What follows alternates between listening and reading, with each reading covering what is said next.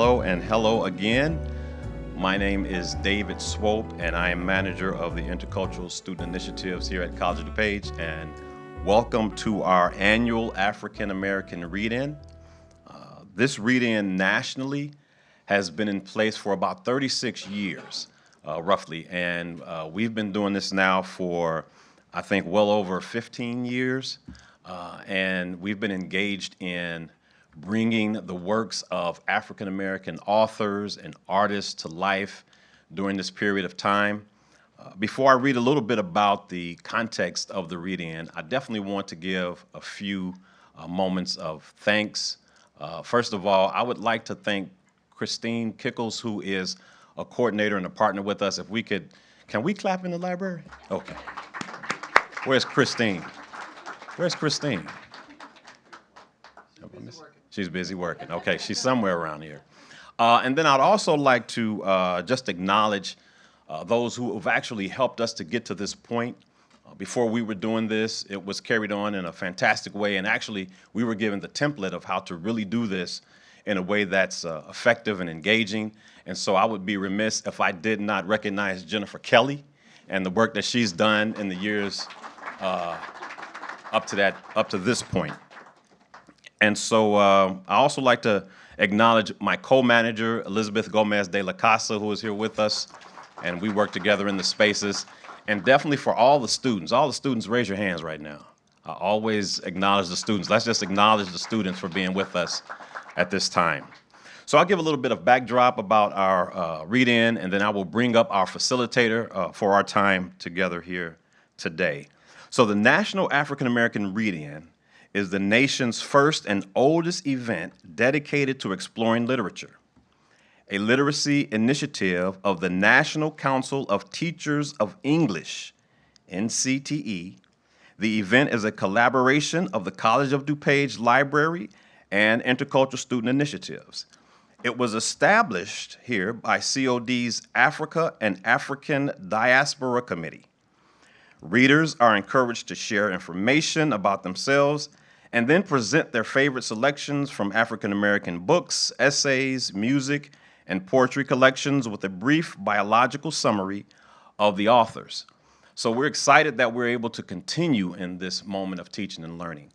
And so without further ado, I'll bring up our facilitator for our time together, who is Professor Felix Davis, who is the Professor of Computer and Information Technology. I just want to quote one of the things that he said in terms of how he engages with students.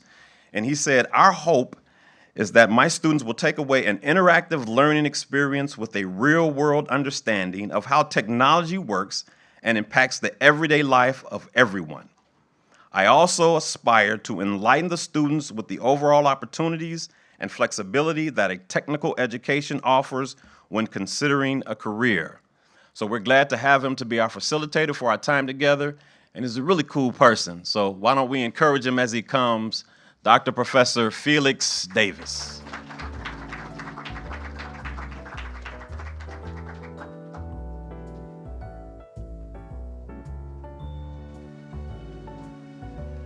Good morning, everyone. How y'all feeling? Y'all relaxed? Look, we're gonna have a good time. We're going to hear some good reading. We're going to enjoy each other and celebrate. So once again, thank you. I'm so thankful to David for inviting me to be the moderator of such a powerful event. As you can see, as the sign says, the National African American Read-In. But I want to preface this, that African American history is American history.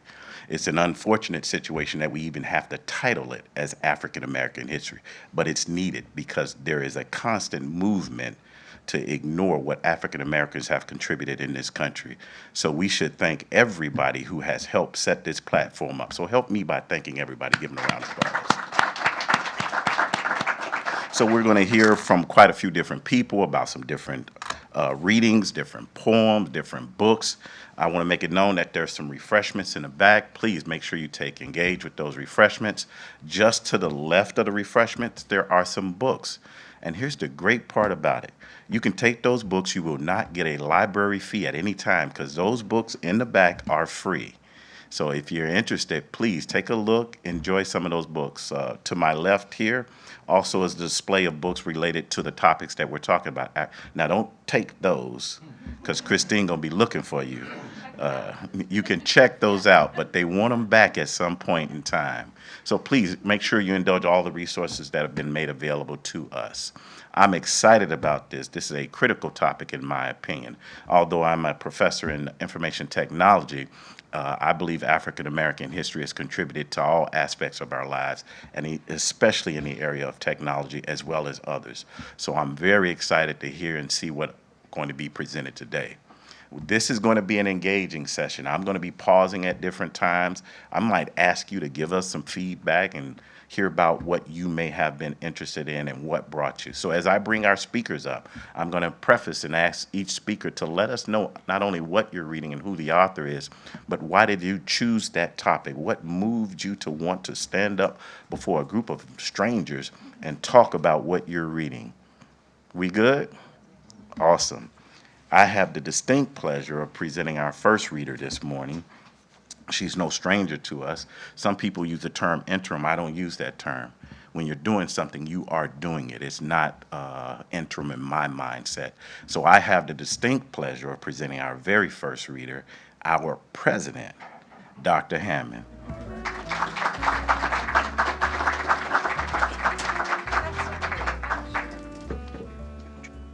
About a decade ago, those of you who haven't noticed, I'm older than most of you. I guess about a decade ago. So one of the most popular courses at Harvard University was taught by social psychologist Robert Coles. And the theme of the course was, how ought we to live this life? And people, it was oversubscribed. Every semester, people would stand in the back of the class to think together about how ought we to live this life. And in our current times, I find myself asking that pretty much on a daily basis. I suppose I've often contemplated that, but it seems more pressing right now. As I thought about what to choose as my reading, and I've chosen Maya Angelou's poem, Continue, it's because many days I think that the best thing that we can do is to continue. So, continue. Into a world which needed you, my wish for you is that you continue. Continue to be who and how you are, to astonish a mean world with your acts of kindness. Continue to allow humor to lighten the burden of your tender heart. Continue in a society dark with cruelty to let the people hear the grandeur of God in the peals of your laughter. Continue to let your eloquence elevate the people to heights they had only imagined. Continue to remind the people that each is as good as the other and that no one is beneath nor above you. Continue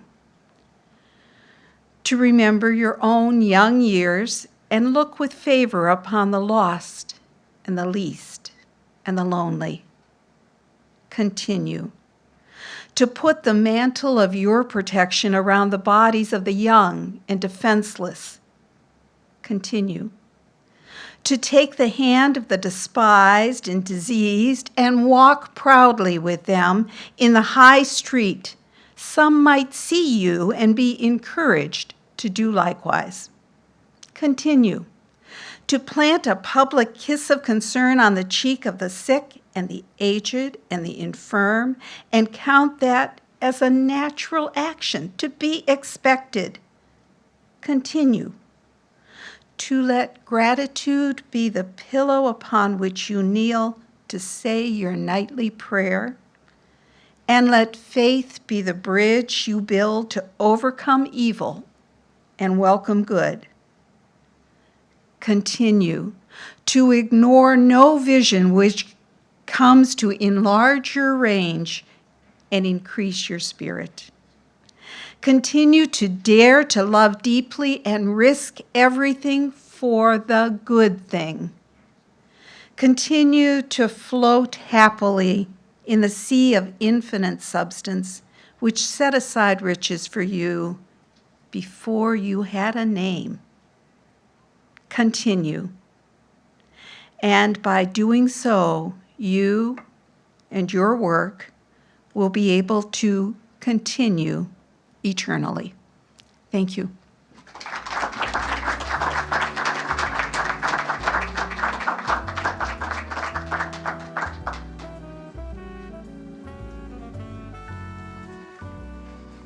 What a powerful reading. Concept of continue. And Maya Angelou, who's one of my favorite poets as well. And there's a phrase that I can recall that standing water becomes stagnant. That as people, we should always be moving. We should always be continuing. So thank you, Dr. Hammond, for such a powerful reading. Our next reading will come from a good friend of mine. I don't know if she considers me her friend, but she's my friend. She's new to College DuPage, not that long, but she has immediately made an impact in our area of CIT in various ways, and she's encouraged me. She doesn't know that. She recently brought her son to College DuPage, and I think he's about 12 or 13 years old. And I just didn't recognize how powerful an influence of this woman was, and I saw it through her son when I spent a little time with him. So I'm happy and encouraged to bring up our next reader, Channing Payne.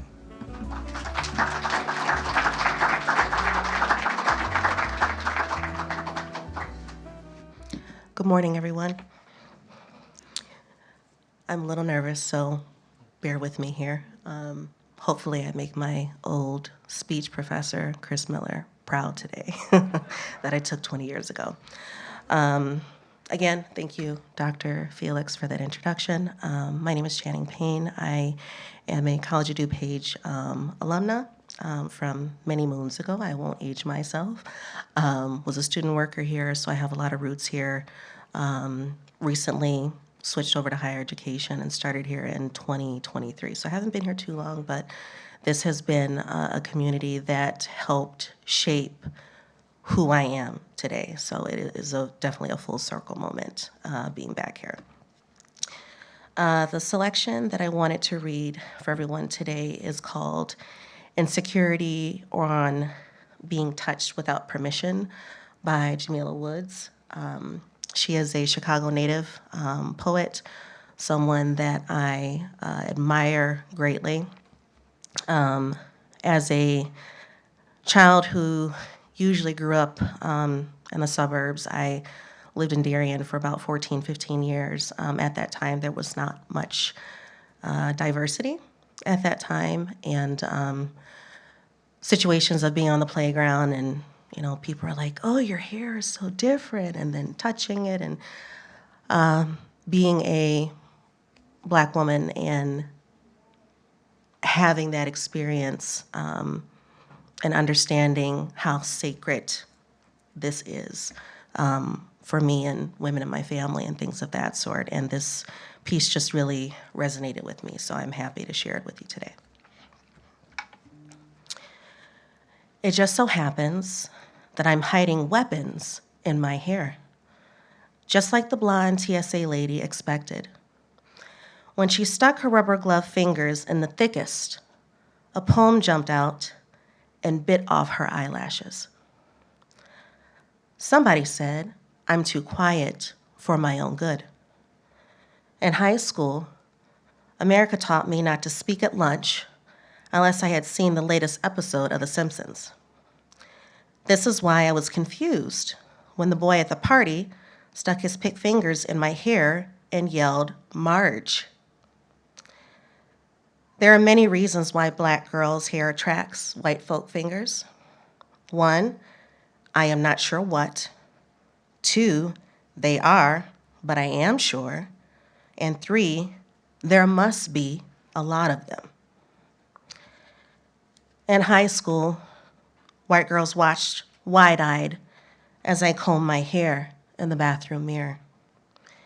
It looks so fluffy, and when you poke it, it bounces back in place.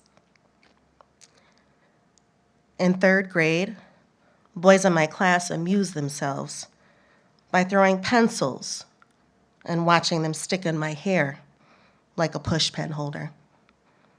I laughed with them. It just so happens it's not always easy to explain the difference between touch and trespass.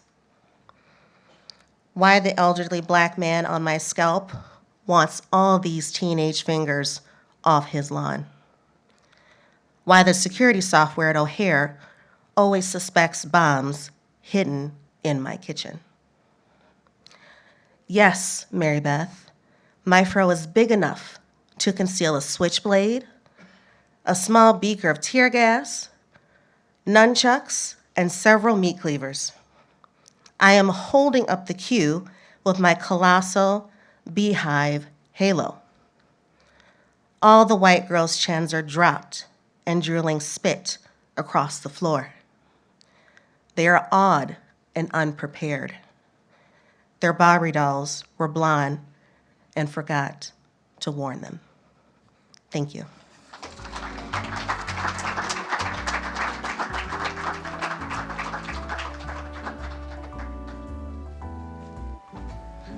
I don't think she had a reason to be nervous, do you?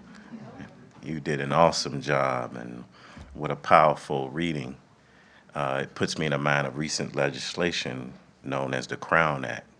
And if you don't know what the Crown Act is, I suggest you do some homework and go and understand what has been traumatized in the black community.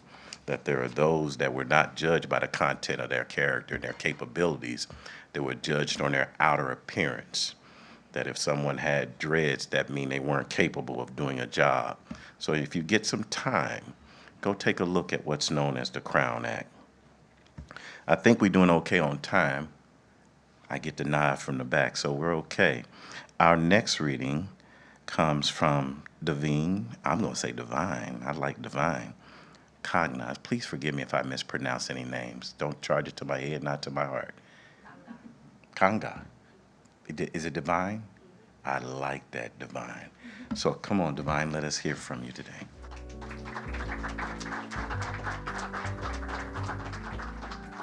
Hello, my name is Divine Nkanga, as you've heard.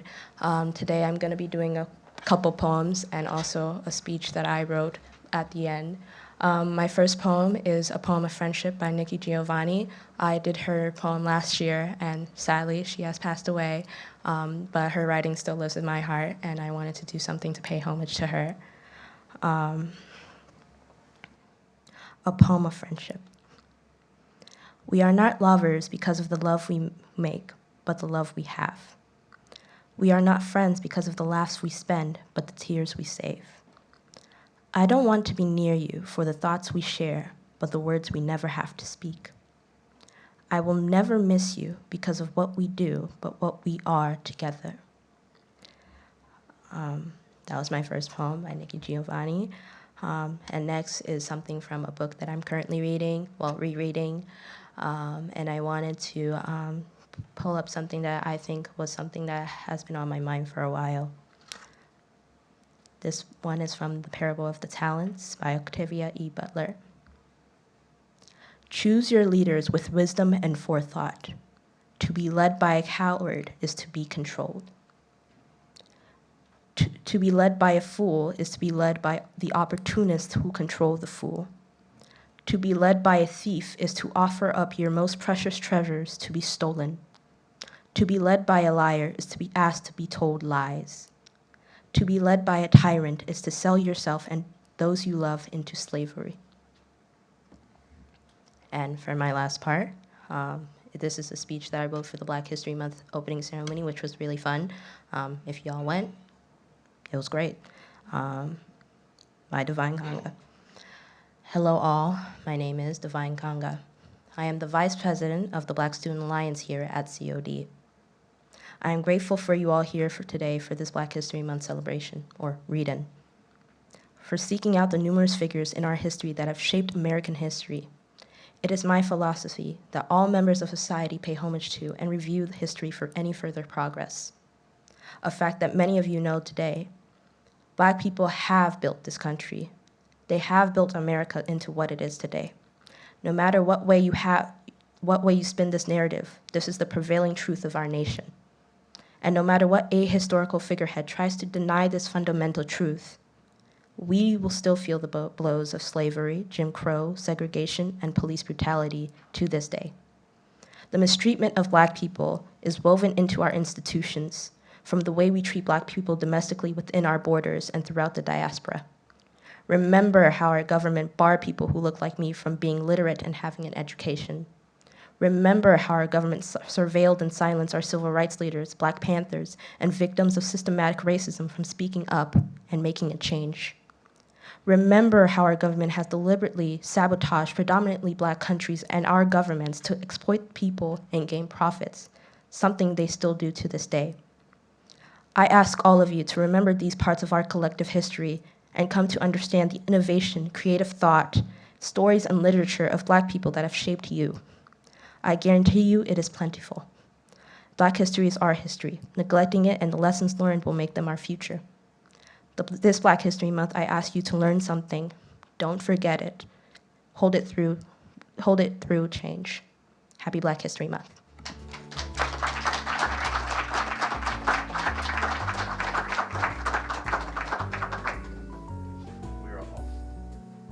We are always excited about this opportunity, but we want to take special acknowledgement for our students. So we have a small token of appreciation to say thank you for reading.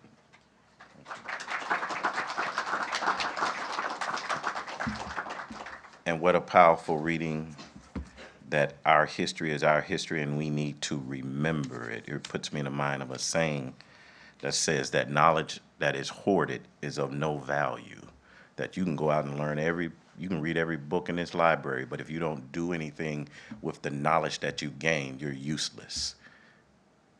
I almost said amen, but I forgot I'm not at church right now. Amen. Our next reading comes from Matt Shevitz. Matt, are you there we are, Matt. Come on up.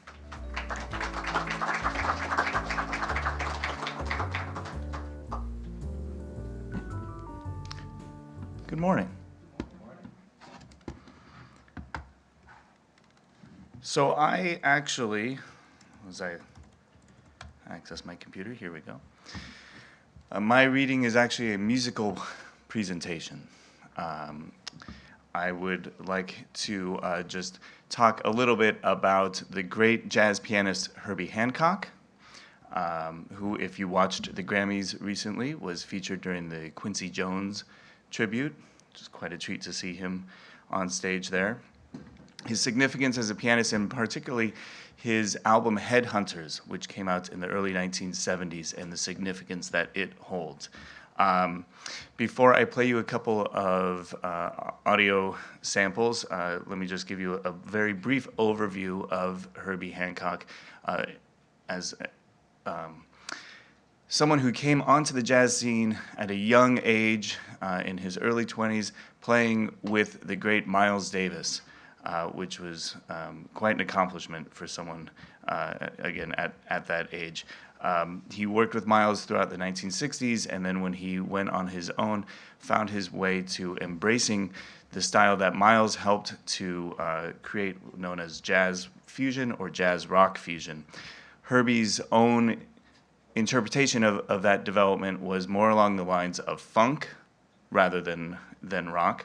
And one of his first albums, which is the one that I'm going to address, Headhunters, was actually the first jazz record to go platinum. It reached gold status in 6 months, and then shortly after that, it went platinum.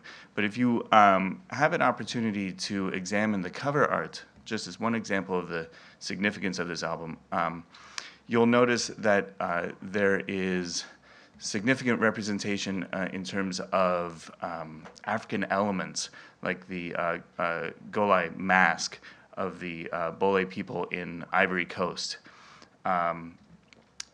Headhunters, the cover art adapts this mask and uses certain elements of music technology on it.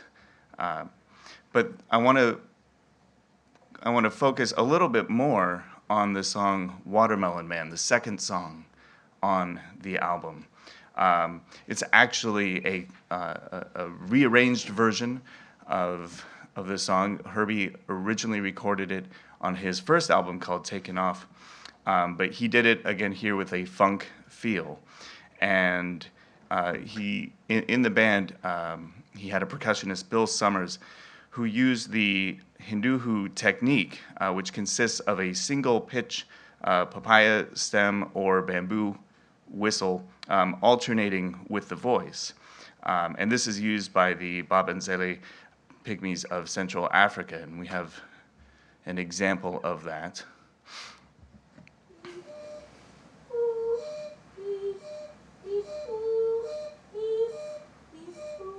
So you hear the alternating between that whistle and the voice.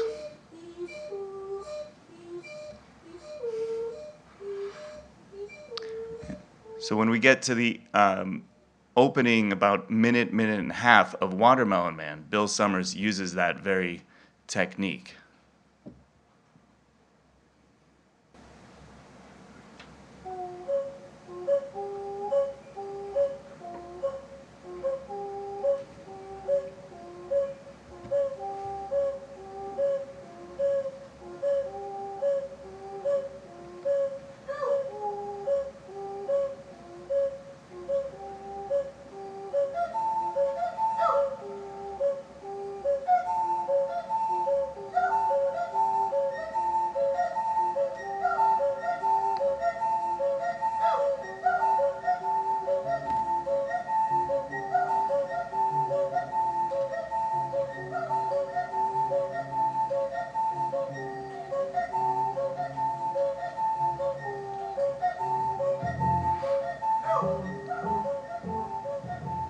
Oh, you can keep it going for just a little bit longer.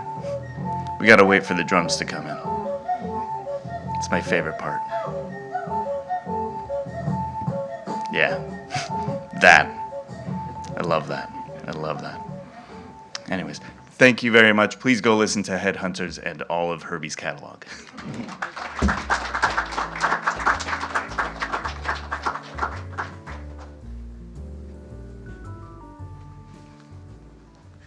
He could have probably kept that playing, and I think we would have had a good time. Thank you, Matt, for such a powerful presentation. Now, I know Herbie Hancock from a different song. Some of you probably know him from the same song that I'm referring to, but I can't think of the name of it, so I can't tell you the name. Some of y'all look old as I am. What was the Herbie Hancock song? It was part of the breakdancing era. Rocket, there you go. See, I told you somebody was old as me. Were you breakdancing too? Or oh, okay. That's the Herbie Hancock. I've learned something today. And the concept of, I believe the song he titled was called Watermelon Man. And from a African-American educational perspective, there's a movie you need to go watch called Watermelon Man. And it will give you insight as to the perspective of a black man who, in a way, becomes white and tries to occupy and live in white America, knowing his black experience. Now, it's been remade several times, so make sure you pick the right version. I can't tell you which one, but I highly encourage you to become familiar with the movie known as The Watermelon Man. We're doing well on time. Professor Robert, I know you're up next, but if I may I take a minute? Please. I'm going to share something that I found that I'd like to share as a reading. This is a poem by Brother Langston Hughes, and it is titled, I Too. I too sing America. I am the darker brother. They send me to eat in the kitchen when company comes, but I laugh and eat well and grow strong. Tomorrow, I'll be at the table when company comes. Nobody will dare say to me, go eat in the kitchen then. Besides, they'll see how beautiful I am, and they will be ashamed. I, too, am America. That's Langston Hughes. And with that being said, I'm going to ask Professor Robert Moorehead to come and share with us.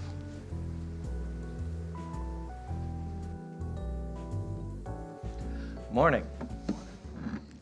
I always look forward to this event every year, although starting in December, I start panicking, trying to figure out what to read. I've read different things over the years, kind of think touching on kind of my mood. Am I pensive? Am I inspired? Am I angry? And so I think it's always an interesting kind of space as we think about what people have chosen to read and what that says about kind of where they're at in this particular moment. And so I've chosen the poem Smoldering Dawn by Amanda Gorman. I switched to this one. I changed a few times. And she wrote this as the fires in Los Angeles were raging. Amanda Gorman is like me. Amanda Gorman is from California. Although I'm from Northern California, she's from Southern California. Those of us in California, we do make that distinction, NorCal and SoCal.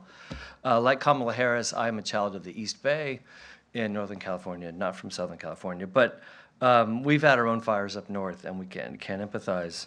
And I think her point in the poem is particularly relevant in our current national political moment. So, Smoldering Dawn by Amanda Gorman. All our angels have gone. In this smoldering dawn, we soldier on. We've proved ourselves strong, not by how badly we've burned, but by how bravely we bond. Apocalypse does not mean ruin, but revelation. In devastation, this infernus has injured us, but it cannot endure us. Even in the surreal, we do not surrender. We emerge from the embers. The hardest part is not disaster, but the after. Scorched earth is where the heart hurts, what we restore first, where we start the work. Today we mourn, tomorrow reborn. Befriend the hurting, mend those who face the flame, reclaim our city's name.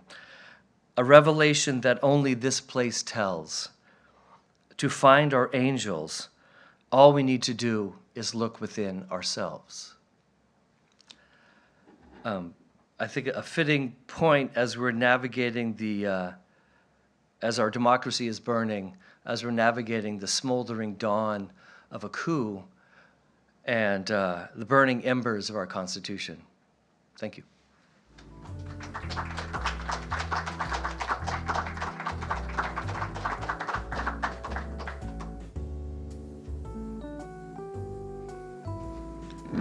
What an appropriate reading and timing from a political standpoint and from a natural disaster standpoint. Raise your hand if you know or know someone or have family members that are dealing with the tragedies in California right now. And if you look around the room, that's most of us.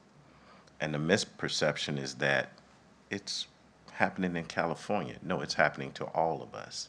That those tragedies, near and afar, impact all of us. That we are a culture, we are a people. And that's the point of this gathering today, is that our history is your history. Your history is our history.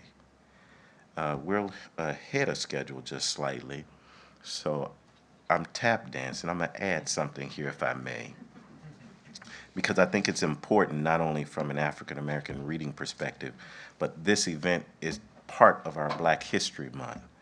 Now, I'm Black all year long, but I'll work with this February thing. Here's something that the History Channel has published about the history of Black History Month. And if you'd like, I can share this with you so you can look at it for yourself at a later time. But I'm going to read a little bit of this just for us. Black History Month is an annual celebration of achievements by African Americans, and a time for recognizing their central role in U.S. history, also known as African American History Month. The event grew out of the Negro History Week, a brainchild of the noted historian Carter G. Woodson and other prominent African Americans. Since 1976, every single U.S. president has officially designated the month of February as Black History Month.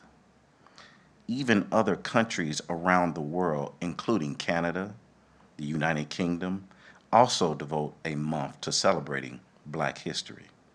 The story of Black History Month began in 1915, half a century after the 13th Amendment, which abolished slavery in the United States.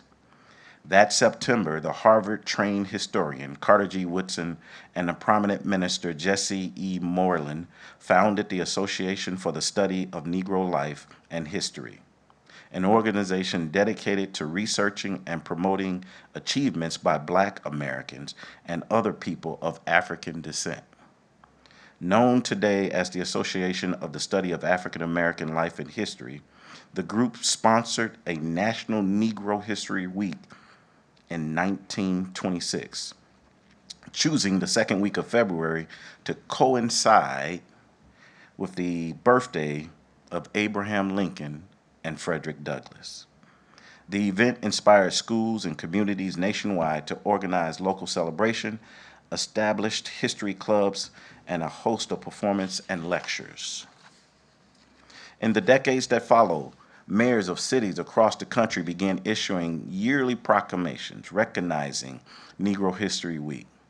By the late 1960s, in part the Civil Rights Movement and a growing awareness of Black identity, Negro History Week had evolved into Black History Month on many colleges and campuses.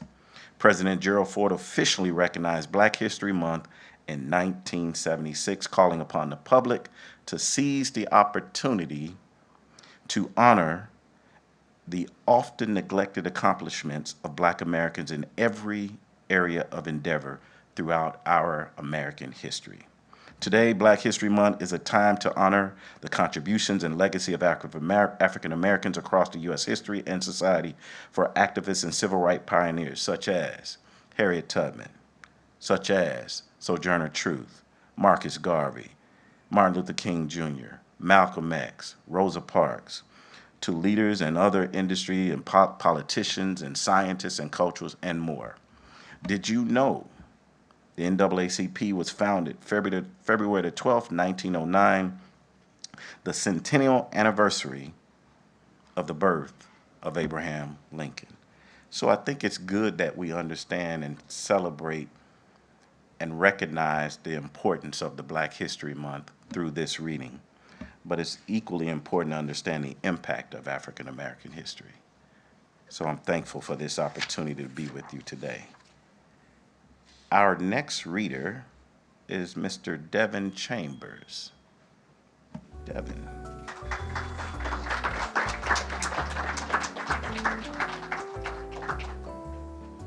Morning, everybody. Come on, y'all can do better than that. Morning, everybody.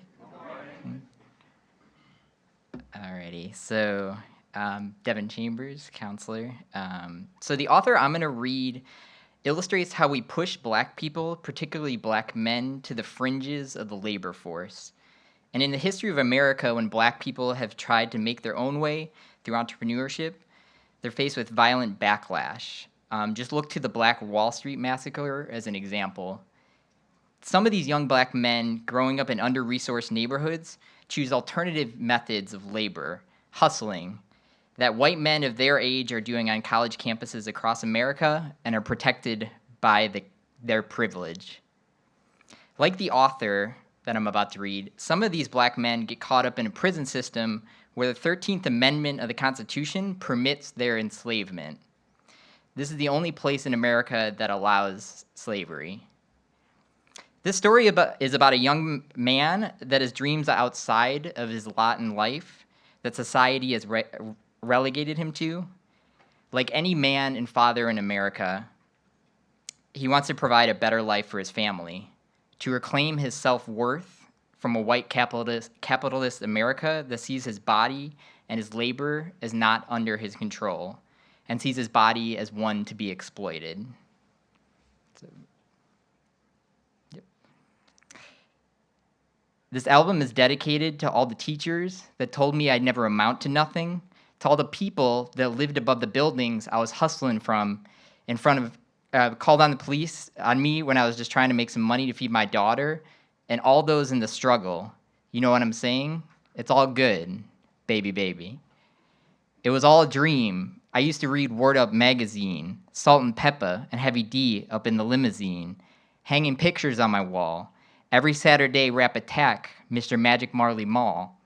I let my tape rock till my tape popped. Smoking weed and bamboo, sipping on private stock. Way back, when I had the red and black lumberjack with the hat to match. Remember Rappin' Duke? Daha Daha? You never thought that hip-hop would take it this far. Now I'm in the limelight 'cause I rhyme tight. Time to get paid, blow up like the world trade. Born sinner, the opposite of a winner. Remember when I used to eat sardines for dinner? Peace to Ron G, Brucey B, Kid Capri, Funk Master Flex, Love Bug Star Ski. I'm blowing up like you thought I would. Call the crib, same number, same hood.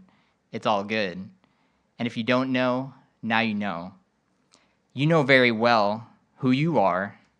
Don't let them hold you down. Reach for the stars. You had a goal, but not that many, 'cause you're the only one. I'll give you good and plenty. I made the change from a common thief to up close and personal with Robin Leach, and I'm far from cheap. I smoke skunk with my peeps all day, spread love, it's a Brooklyn way. The Moet and Alizé keep me pissy. Girls used to diss me, now they write letters 'cause they miss me. I never thought it could happen, this rapping stuff. I was too used to packing gats and stuff. Now honeys play me close like butter play toast, from Mississippi down to the East Coast. Condos in Queens, Indo for weeks, sold out seats to hear Biggie Smalls speak. Living life without fear, putting 5 carrots in my baby girl's ear. Lunches, brunches, interviews by the pool. Considered a fool 'cause I dropped out of high school. Stereotypes of a black male misunderstood, and it's still all good. If you don't know, now you know. Super Nintendo, Sega Genesis, when I was dead broke, man, I couldn't picture this. 50-inch screen, money green leather sofa, got 2 rides, a limousine with a chauffeur. Phone bill about 2 G's flat, no need to worry, my accountant handles that. My whole crew is lounging, celebrating every day, no more public housing. Thinking back on my one-room shack, now my mom pimps the AC with minks on her back, and she loves to show me off, of course, smile every time my face is up in the source. We used to fuss when the landlord dissed us, no heat, wonder why Christmas missed us. Birthdays was the worst days, now we sip champagne when we thirsty. A damn right I live like the life I live, 'cause I went from negative to positive, and it's all good. And if you don't know, now you know. You know very well who you are. Don't let them hold you down. Reach for the stars. You had a goal, but not that many, 'cause you're the only one. And if you don't know, now you know. Thank you.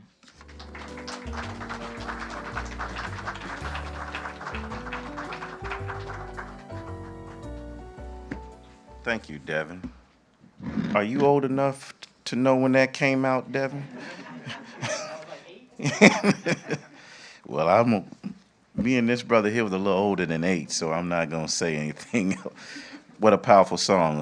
If you haven't heard Biggie Smalls, he's a linguist. That. And I find it very interesting and somewhat amazing that we don't glamorize what they did, but I think we have the right to acknowledge what they achieved in spite of their situation and their circumstances. That they are a product of a systemic process that was designed to keep them from obtaining things. But in those lyrics, you hear him celebrating what he has achieved. And what I really like and acknowledge to his mother, that he took care of his mother. And his message was to those that said he could not achieve. So if you haven't heard Biggie's, now, make sure you ain't got no little kids around with you when you go listen to Biggie. But he has a message that I think we can all learn from. And Devin, there was a discussion about, somebody mentioned Tulsa, Oklahoma, and the tragedy that has taken place that is, and it's sad that it's just in recent times that many people are just learning about Black Wall Street and the tragedy that took place. How many of you have heard of the Gap Band? Okay, everybody look around. These the old people. That's us. The Gap Band, for those that don't know, is from Tulsa, Oklahoma. And the word Gap, the name of their band, is the intersection of 3 streets in Tulsa, Oklahoma, that are strategic parts of Black Wall Street. So when you get a chance, go look, first listen to the Gap Band, and then look up those streets that they intersect at. So we're thankful for Devin and his contribution. Our next reader is Dr. Nevien. Please.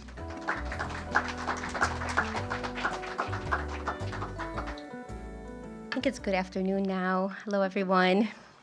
How am I supposed to follow Notorious B.I.G.? Like, how am I don't have Tupac for you. But I do have Ta-Nehisi Coates. So I'm reading excerpts from Ta-Nehisi Coates' The Message. And this beginning really resonated, and I think it's timely because of his ruminations on the power of stories, and also his rumination about what does it mean to live in a world where sometimes we don't see good people win. So at 7 years old, a young Ta-Nehisi was given a Sports Illustrated magazine to read about his favorite player, Tony Dorsett.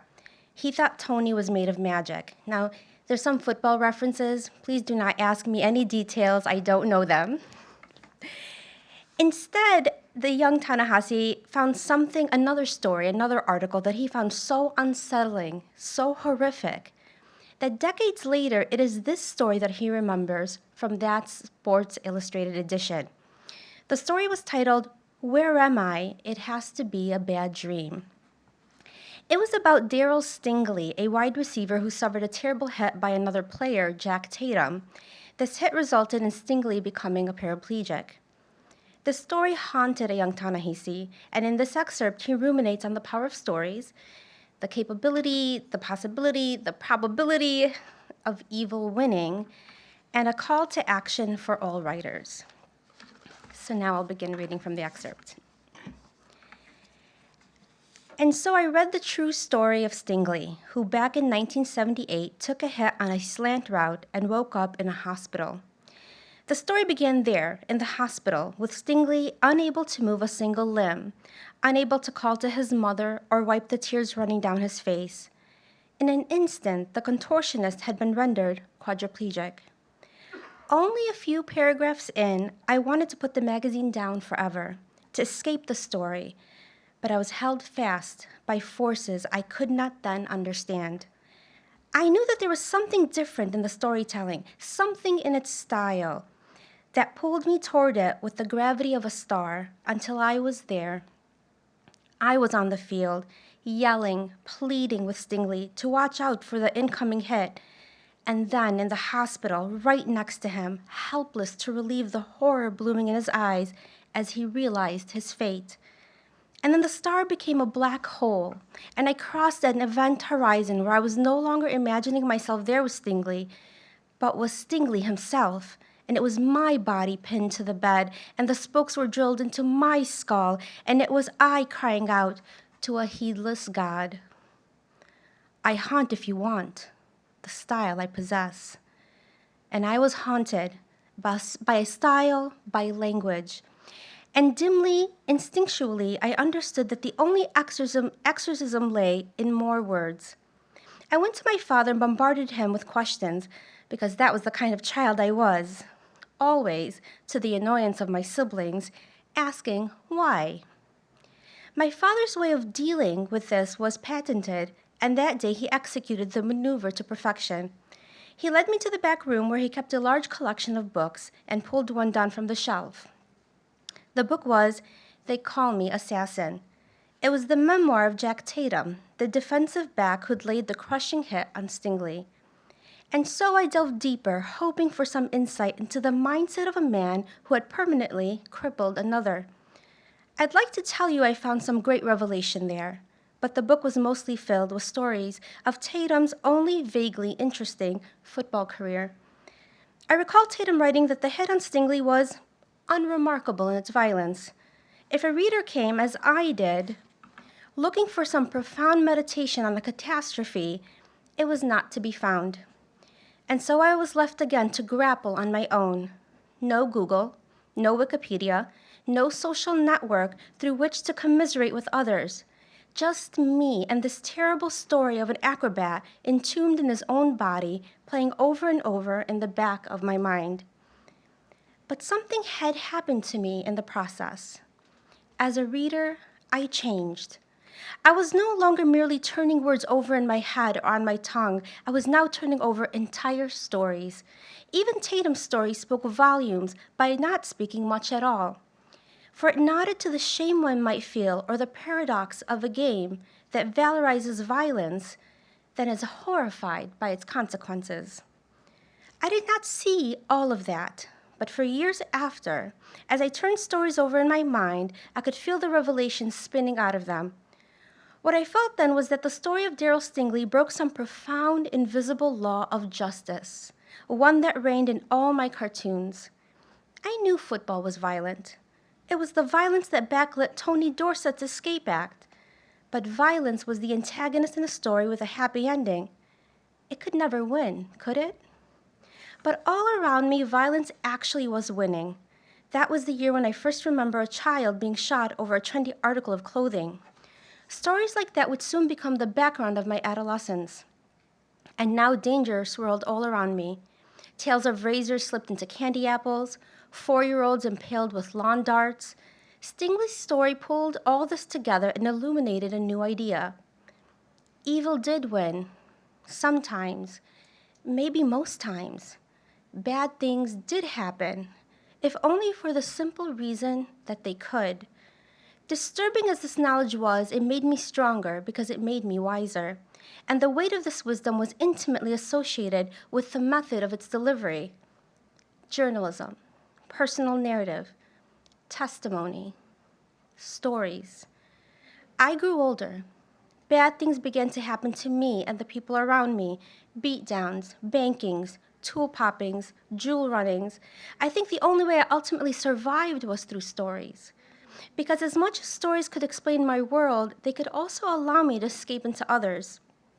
And so whatever was outside, I could come back home to the World Book Encyclopedia and let words transport me to forests and jungles, taiga and tundra, or I could pick up a copy of Deadly Bugs and Killer Insects, and through words take pleasure in the lethal biology of black widows and fire ants.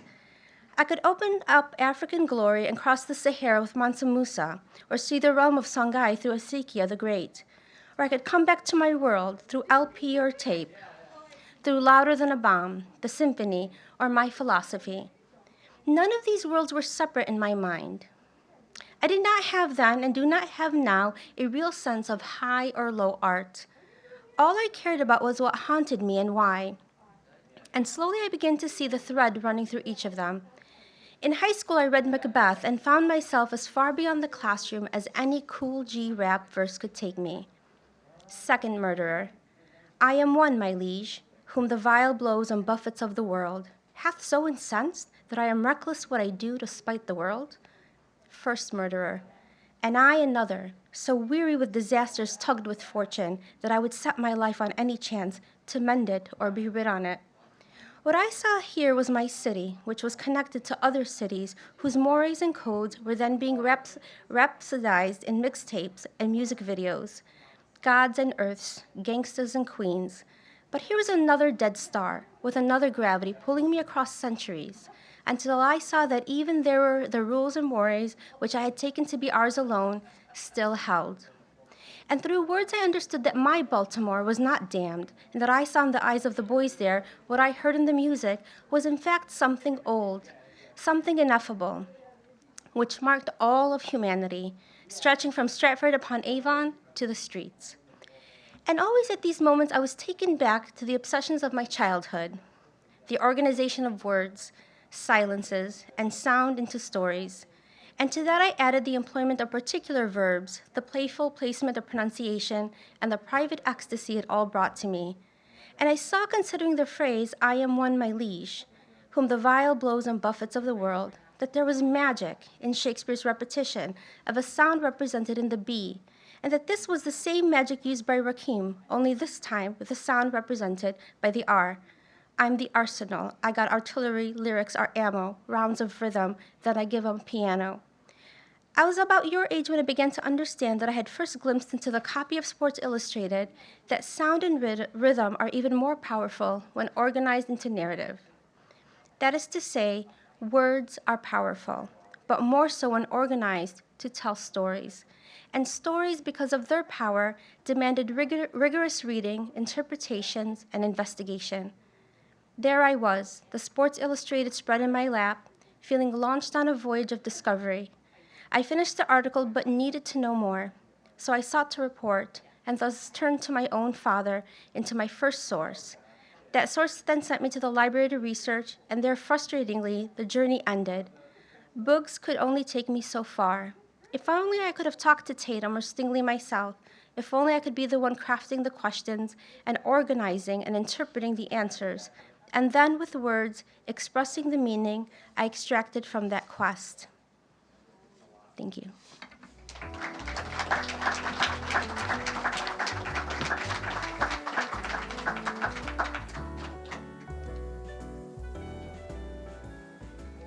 Dr. Nevien, thank you so much for such a powerful reading. And Tahani Coates is a powerful author. He paints from a personal perspective. I call it painting because the words are painting a picture for his life experience. And in some of his other writings, he describes the life experience of an African American in America as war. And he paints the picture of those that say they are allies of African American and saying if you're just silent while these things are occurring, then you can't be an ally. That an ally is a military term that describes when a war kicks off, you go to war with me. So we're so thankful that you are here today because we consider your actions and your presence indicate that you are an ally. So on behalf of the African Americans here at College DuPage, we are thankful for your support as an ally. It's interesting as well because he describes culture and the shift that occurs through culture and uses football analogy. And we'll work with Tony Dorsett, even though he played for the Cowboys. That's a whole nother story. We'll let that slide. That's okay. But the concept of culture and the shift in culture is what he's proposing that we become cognizant of, that we're understanding. I can give you a football analogy. This coming Sunday is the Super Bowl. And I can remember some years back, I have two daughters, and I'm a football fan. Well, kind of, not as much as I used to be. And I can remember watching the Super Bowl with my family. We sat down and watched the Super Bowl. And at the halftime show was Janet Jackson. I didn't tell my wife, but I like Janet. She's cool. And in that halftime show, Justin Timberlake, purposely or accidentally, however you want to describe it, suddenly a piece of her outfit came off. And I was in shock because my daughters were watching and I was frozen in time. But just recently, some award show, I didn't even watch it. One that just occurred. Anybody, what was the Grammys? And there's a rapper, Kanye West, and I saw one of these short videos appear on YouTube. And his wife, I don't know that she had any clothes on. And it just made me reflect on how much culture has shifted. That as a result of Janet Jackson's supposed failure, that they instituted a mandatory delay in live television broadcasts. I don't know if you know this. So that if things occur, you have an opportunity to pause it so that America doesn't see it in real time. But yet we're at a point now in today's culture where this rapper's wife is basically nude. That culture is shifting. And it's being described by this author as being dark. But what I want to say to you is that no matter how much darkness there is, it cannot extinguish light. That if we cut every light off in this library right now, and all I got to do is light a match, and you will see that light. So I encourage you to be the light in a time of darkness. Encourage your students. Support them. Make them understand, help them understand just how valuable they are. So with that being said, this is not a set schedule. Is there anyone who would like to read, but perhaps you didn't have an opportunity to sign up? We're open to that. Anyone would like to read that was not scheduled? Yes, ma'am, please come help us. So I don't have your name, but you're going to have to introduce yourself. And I love your blouse.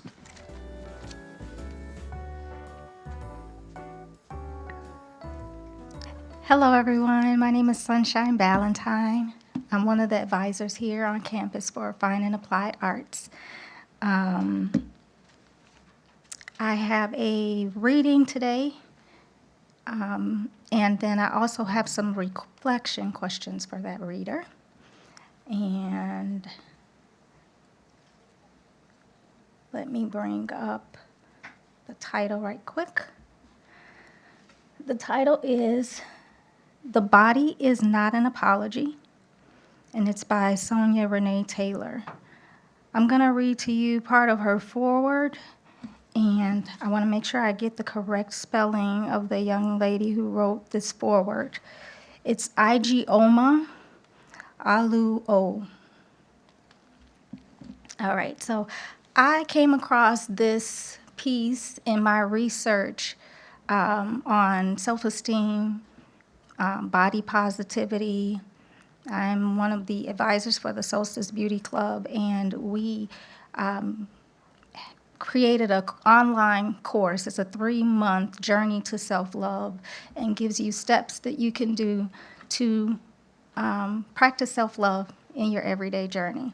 So that scan code up there is available. It's for College of DuPage and their community, and it's by Christine and I. And this piece was featured in that that journey.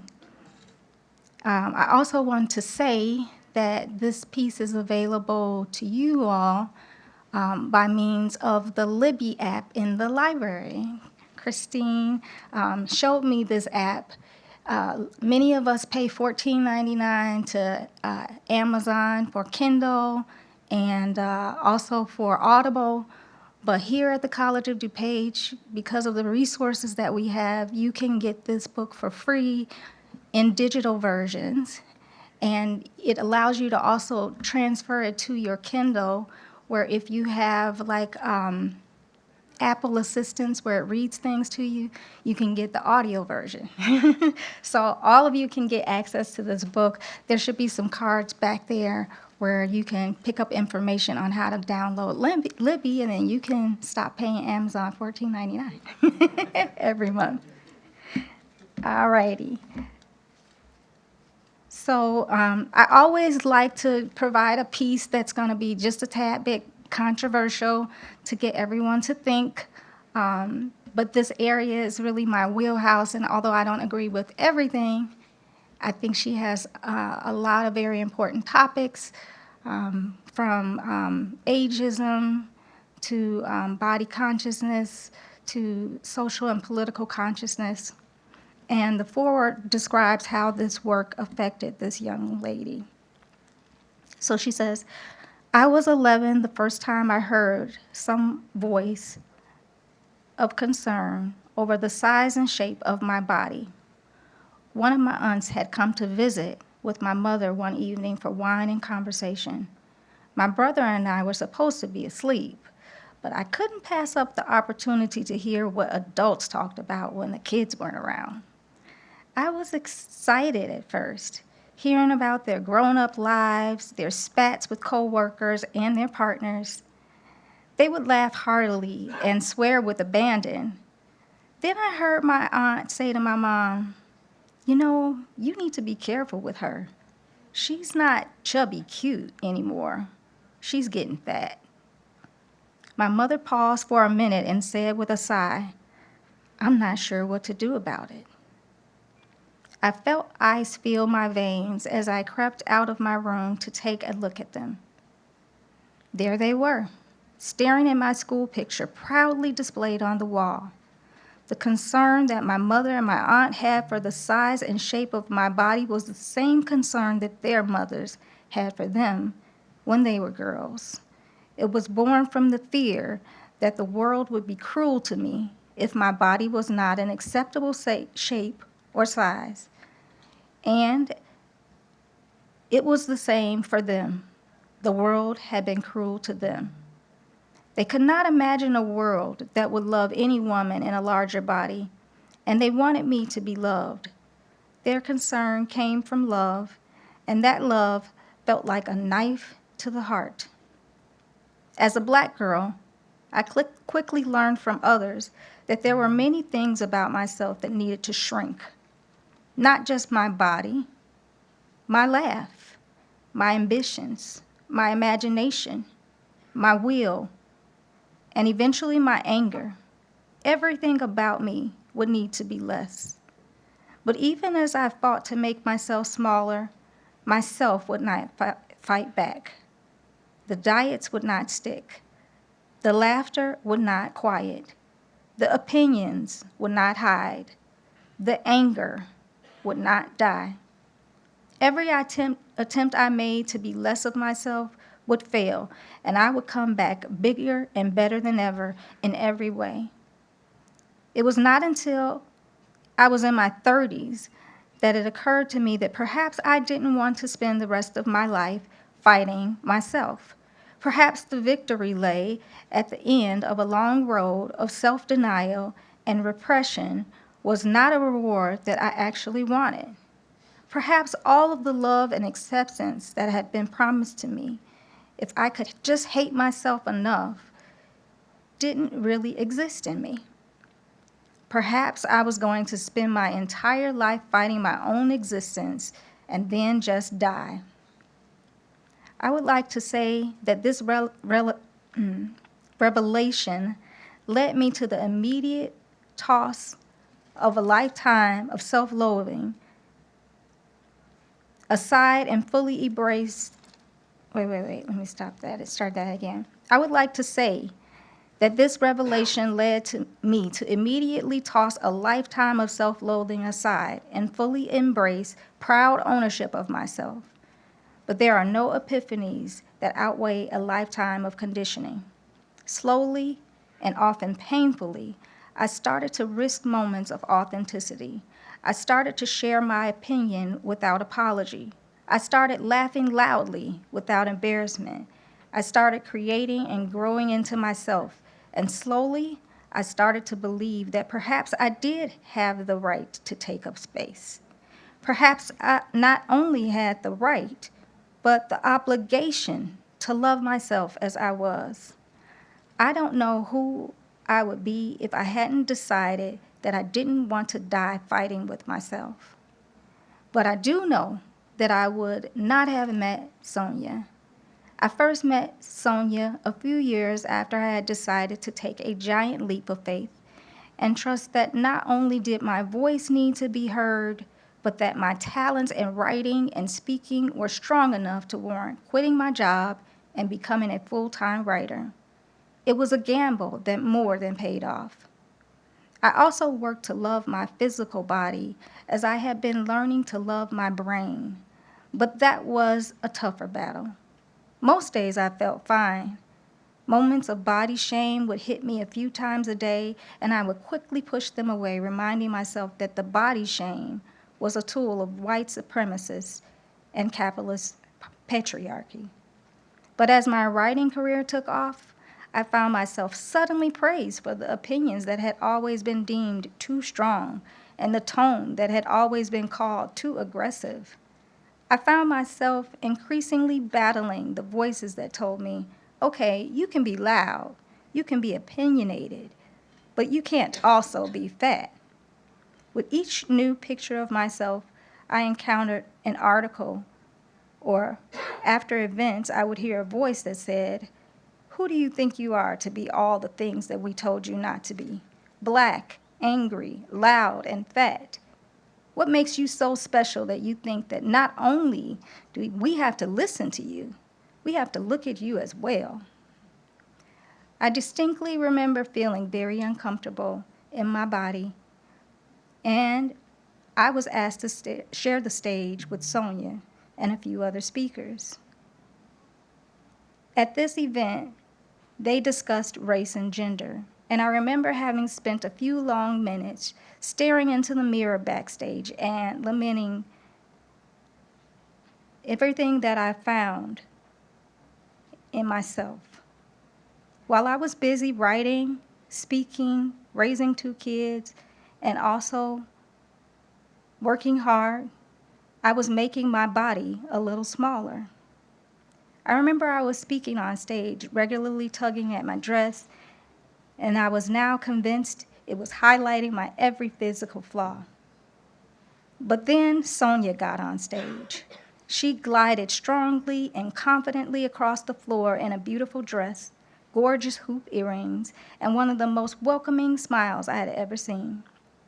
She recited poetry that brought me home to my body, grounded me in it, and let me feel its strength. I listened to her speak and watched her move with awe. I was watching someone living truly in their body, and I wanted that, even if just for a moment. I bought her book. I am not the only person changed by this book or by Sonya Renee Taylor's work. Over the years, I have heard from many friends and peers of all ages, races, and genders about this book, and it has helped them go on their journey to self-love. I have heard from many about how this book has brought them back from the abyss of commercialized self-loathing and back into the truth of their own majesty. Sonya envisions radical healing, divorced from the ableist, capitalist, white supremacy of traditional self-help. She envisions healing not only for the self, but for our communities. As the years go by, I find that her work is more vital than ever. As Sonya is ever growing and changing, as we all are, I'm glad to see this work, already a classic, grow and change and provide hope. I hope that in these pages you will find a moment of living, truly living in your body and mind. I hope that moment leads to a lifetime of living in self-love. We all deserve to live our lives as our full selves in all of our true beauty. I hope that makes you take a leap of faith in your own divinity and dive into the pages of this book with gusto. You will surely be rewarded.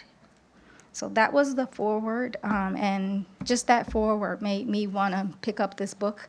I won't spoil the whole book for you, but I do want to read to you some reflection questions that she talks about. And the cover of the book itself is really about resistance, because she's an African-American woman, dark skin, larger body frame, and she's naked on the cover.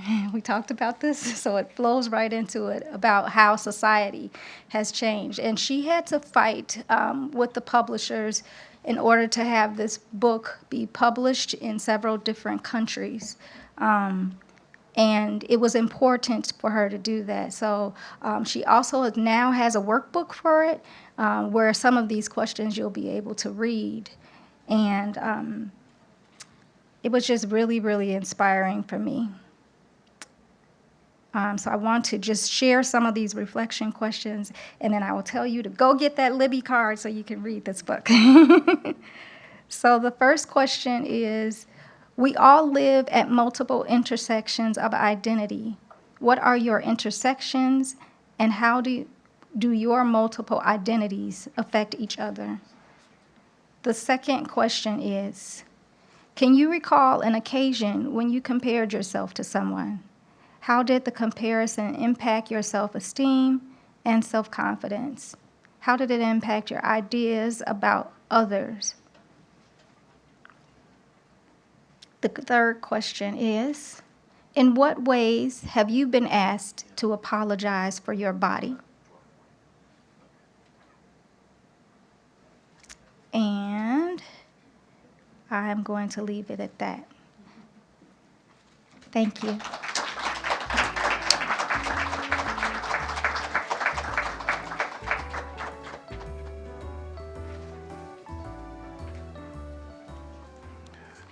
Thank you so much. And I love your first name, Sunshine. Thank you so much. Powerful reading, and I think it's very appropriate. I'm going to try to pick that book up as well. Quick question for you. You named a club. What was the name of the club, and how do they get in contact with you? So it's Solstice Beauty Club here Okay. on campus. Myself and Christine Jandek are advisors here, and we focus on inner and outer. Okay. Oh, excellent. So I encourage those of you that may have an interest, please reach out to Sunshine in regards to that club. And you mentioned something that I think is equally as powerful, is that each and every one of us have multiple identities, and we're always navigating those identities. And one of the things that I always say is I am unapologetically black. I know you look and see that I'm a black man in America, but I'm unapologetically black, that I'm navigating all these different spaces, and we have to understand that and be able to interact with each other. So we're so thankful to that. I'm going to pause us for a second because I think I have a reading that directly aligns with what Sunshine just read to us. This is a poem that's titled Slave Sale, New Orleans. This is by Dr. Charles Rankoff, and it reads as follows. To begin with, the slaves had to wash themselves well, and the men who had beards had to shave them off. The men were then given new suits each, cheap but clean, a hat, a shirt, and shoes. And the women were each given frocks of calico and a handkerchief to tie their head. They were then led by the men selling them into large rooms, the men placed on one side and the women on the other, the tallest at the head of each row, and then next in size, on and so on until they got to the shortest. Many called to look at the slaves for sale, and the seller kept talking about their qualities and made them hold up their heads and walk about briskly, and those who might buy them had them open their mouths so they could look at their teeth, and felt their arms and their bodies just as they might a horse for sale, and asked each what could they do. Sometimes a man or a woman would be taken to a small house out in the yard and stripped naked to look at carefully. If they had scars or whips on their backs, that would show that they had been troublesome. During the day, a number of the slaves were made, and a planter from Baton Rouge, Elijah's little son, before that boy had to jump and run across the floor to show he was capable of activities. But all the time the trade was ongoing. His mother was crying and wringing her hands and kept begging the man who was thinking about buying the boy not to buy the boy by himself unless he bought her too, and her little daughter.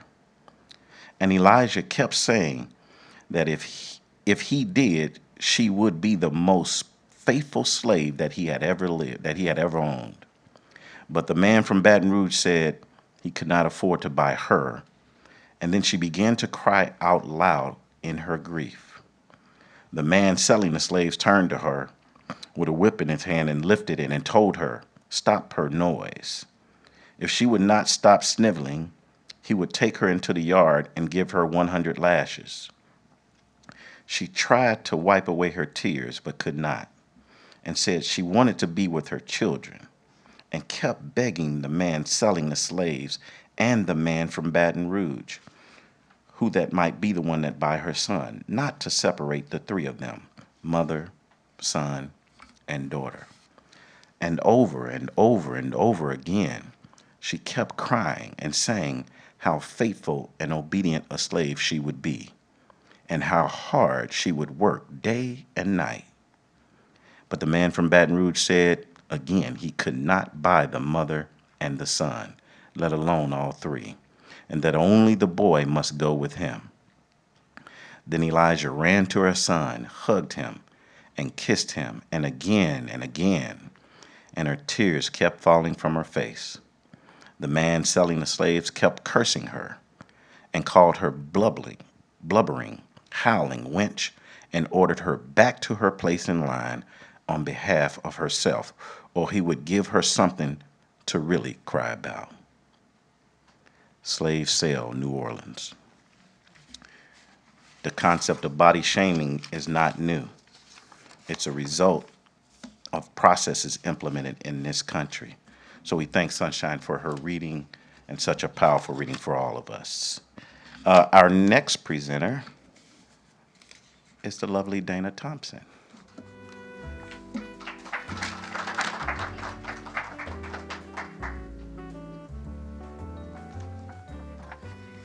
Hello. So the poem I'm going to read, it's going to resonate with both the social and economic conditions of the time. Kind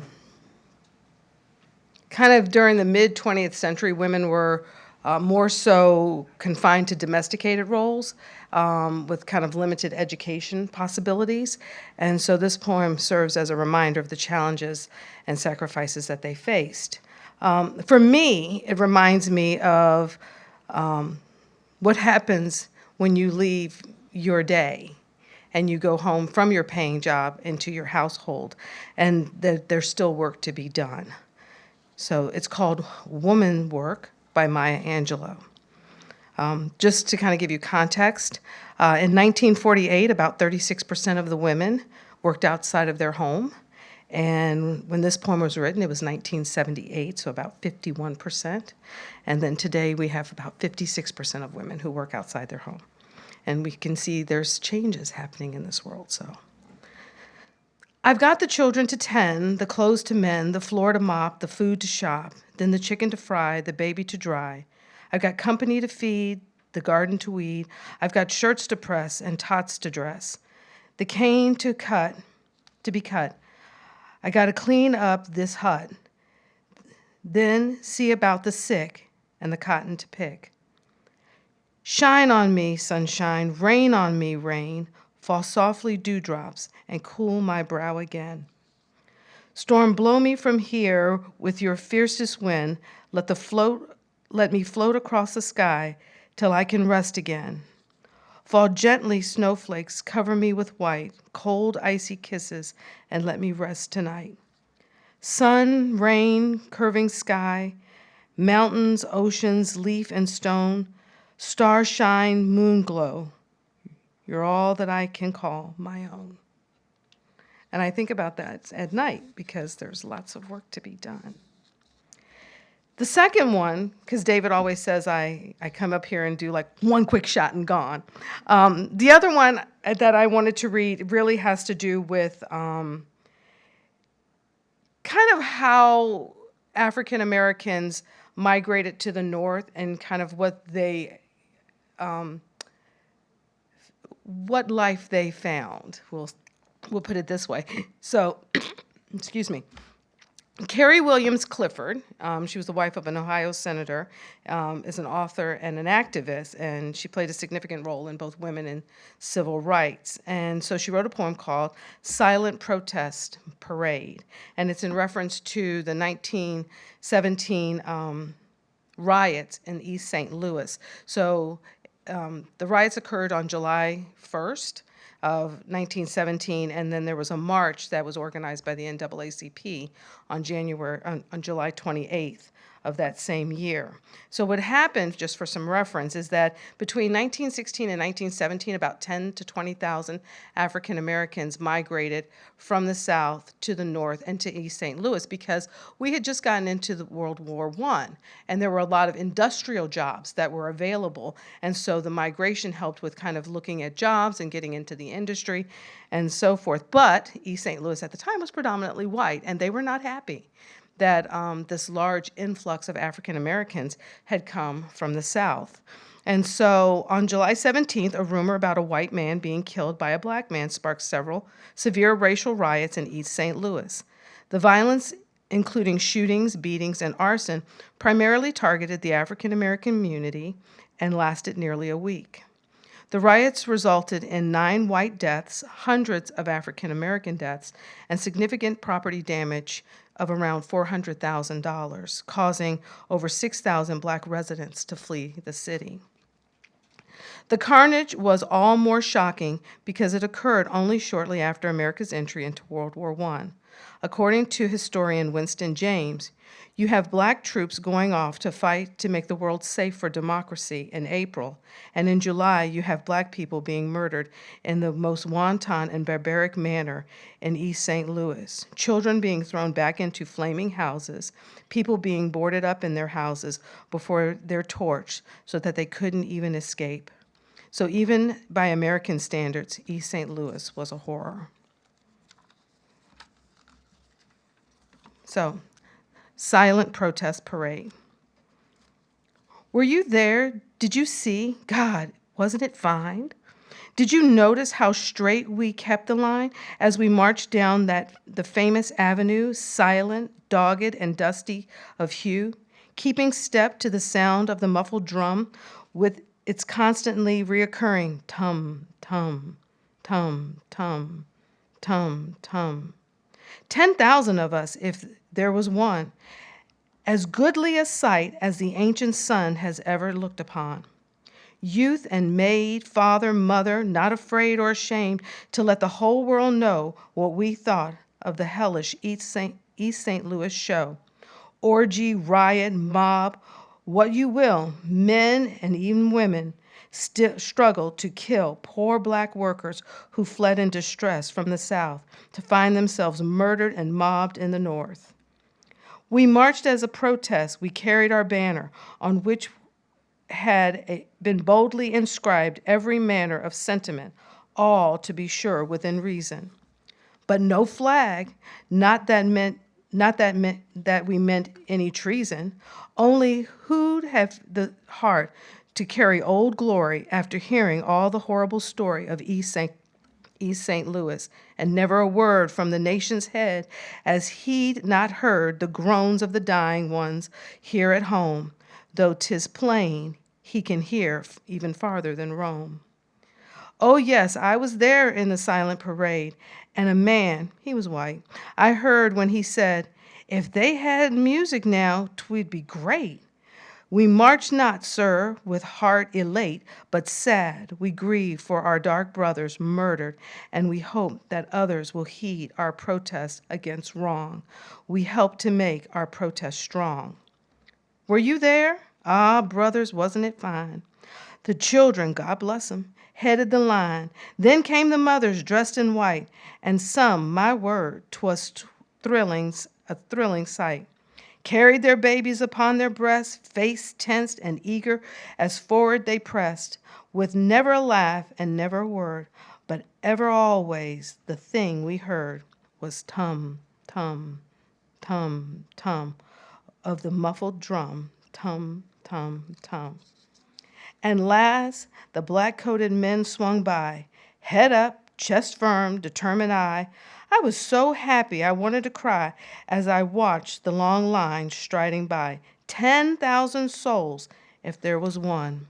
And I knew that to turn, the worm had begun as we marched down Fifth Avenue, unafraid and calm in our first silent protest parade. Thank you.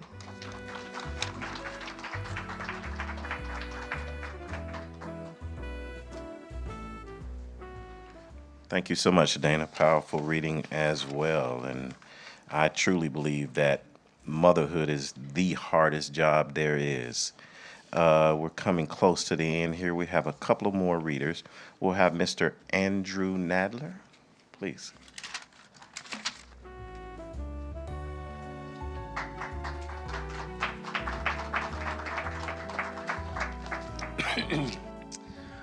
Hello. I'm going to read an excerpt from the novel Caucasia by Danzy Senna. As you can see by her picture, she might look Caucasian, but actually she's biracial. Her mom is white, her dad is black. Like the protagonist in the novel, she grew. I mean, I'm one of the old people here. She grew up in Boston in the mid-1970s. For those of you who remember, I was 12 at the time. There was a lot of racial strife then. In the novel, her mother is involved in political activity amid this racial strife, and she believes the FBI is after her. So she takes her daughter, known as Birdie Lee, and assumes a new identity. She becomes Birdie. From Birdie Lee, she becomes Jessie Goldman. She assumes a Jewish identity, and from Boston she goes to New Hampshire, which is like moving from inner city Chicago to the cornfields of Indiana. It's a very different scene. But looking white, she blends in fine, but people don't know about her background. Okay, and her best friend is Mona. One other thing, the language here is, I guess we could say, PG-13, meaning there's a few curse words for those who care. Anyway, Mona was my way out of the house, out of my mother's world, and I became her shadow over the next few months. Around school, we were known as the Awesome Twosome, but it was a strangely cold friendship on my part. There was none of the intimacy there had been between Alexis. Around Mona, I was usually performing, trying to impress her, but never letting her in. From the outside, it must have looked like I was changing into one of those New Hampshire girls. I talked the talk, walked the walk, swayed my hips to the sound of heavy metal, learned to wear blue eyeliner and frosted lipstick and snap my gum. And when I heard those racist words come out of Mona's mouth, I only looked away in the distance, my features tensing slightly, sometimes a little laugh escaping. Strange as it may sound, there was a safety in this pantomime. The less I behaved like myself, the more I could believe that this was still a game, that my real self, Birdie Lee, was safely hidden beneath my beige flesh, and that when the right moment came, I would reveal her, preserved, frozen solid in the moment in which I had left her. One afternoon, I sat beside Mona on the curb watching our classmates. There was a school bus in front of us, and watched the students line up to get on. Mona pointed at them and whispered their faults. She's a total bitch, a man stealer. And watch out for him, pervert. He tried to finger fuck me last year. I watched the kids, their faces settling behind the school bus window. One face caught my eye, and I breathed in sharply. It was a girl I hadn't seen before today. The girl was black like me, half. I could spot another one immediately, but her blackness was visible, deep-set eyes, caramel complexion. Her features were a jumble of tribes and unplanned union, full lips, a tangle of half-nappy hair that she wore pulled away from her face in a headband. She was staring rather languidly out the window at nothing, but she must have felt my gaze because she looked down on me.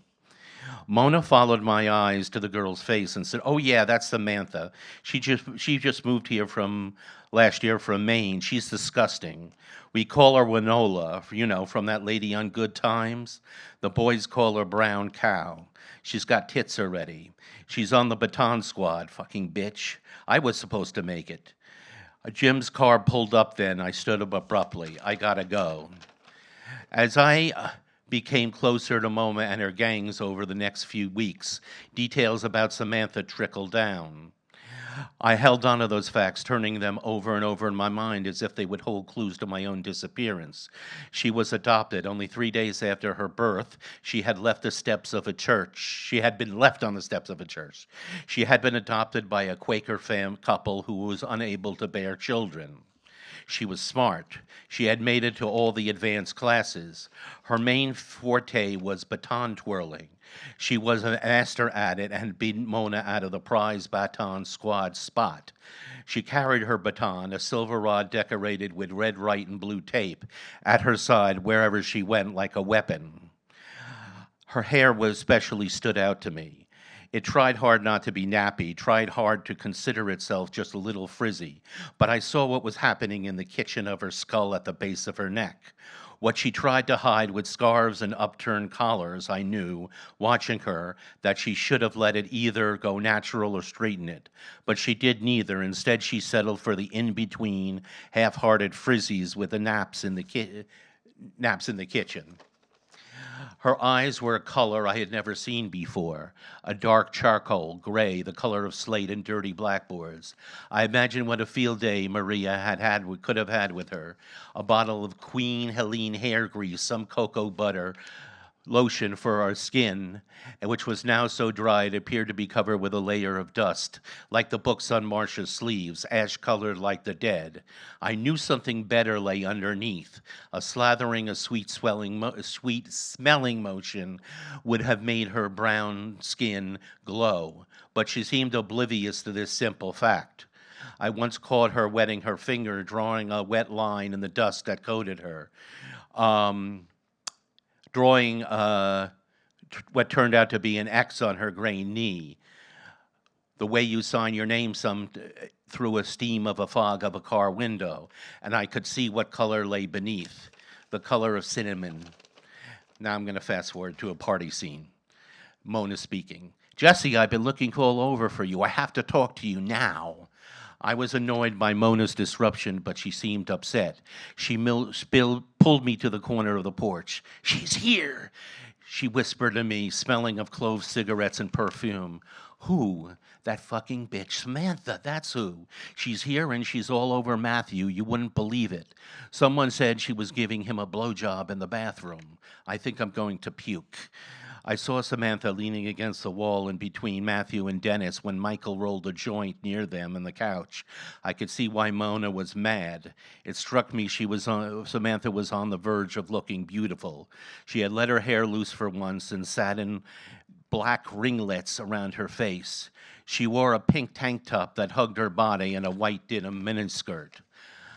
I had to pee and found the bathroom in the back of the hallway.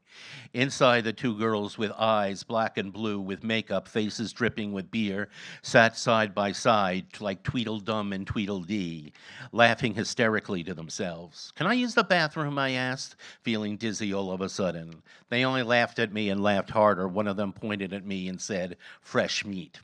I stood outside the bathroom for a while, but they wouldn't budge. Finally, the pressure in my bladder got the best of me, and I decided to go into the woods to pee.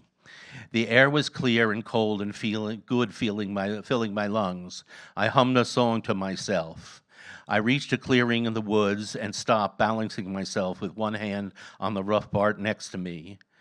I saw her before she saw me, and I must have been quite drunk because as she appeared as someone else, someone melancholy and solemn and fluent in elemento.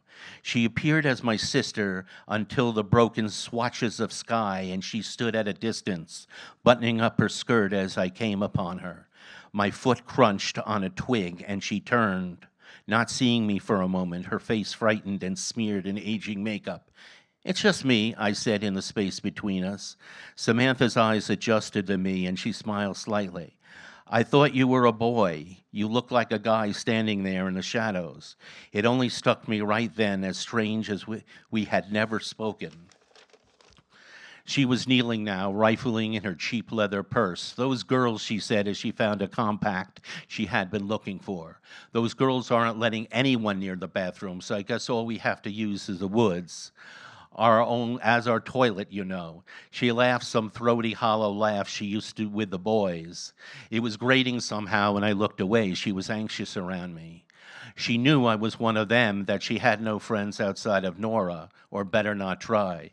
She was putting on lipstick, a light frosted pink that didn't suit her complexion. I watched her, thinking of the kids dancing in New York.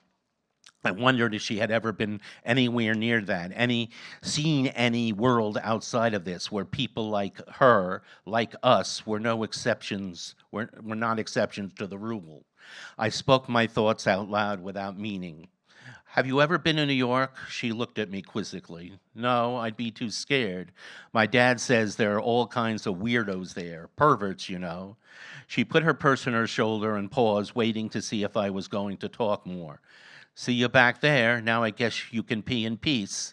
She started to walk away. No, I shouted, louder than I meant to. I was drunk, and that must have had something to do with it, but I couldn't let her walk away as soon. I said in a softer voice, I mean, could you wait a while until I pee? I'm kind of scared out here. Relief spread over her features. She seemed surprised to have me speaking to her like this. Nobody but Nora spoke to her like this. Okay. I mean, I won't look. As she turned her back to me, staring the woods, I thought it was a funny, modest gesture that I learned to squat, letting the pee trickling down from my body into the soft, dark earth. When I was done, I stood up and she turned around.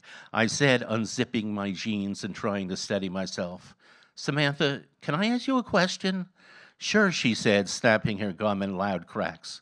I shivered. Suddenly I wanted to go to her, to tell her who I was. I thought it might make me feel better to know she wasn't the only one.